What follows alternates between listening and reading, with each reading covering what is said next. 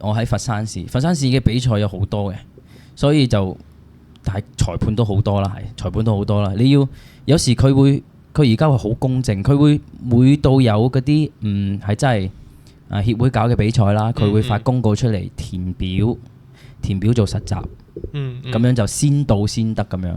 咁我哋但係佢都會睇下你嘅執裁經歷，再俾你做，即係我們之後叫甄選啊。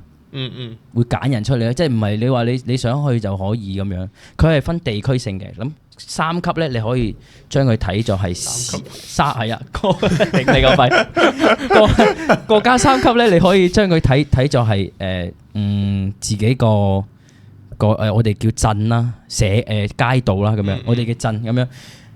2級咧就係市嘅，咁1級咧就係省嘅。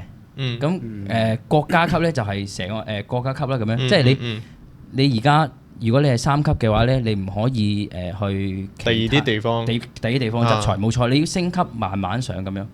其實我哋而家中國嘅裁判系統係好完整嘅，好完整，即係有一套好完整嘅晉升啦。即係譬如你國家3級，你要做過幾次實習，要等幾年你先可以2級。2級你又要做嗰啲咩比賽嘅裁判啊？要等幾年啊，先可以去國家1級咁樣嘅。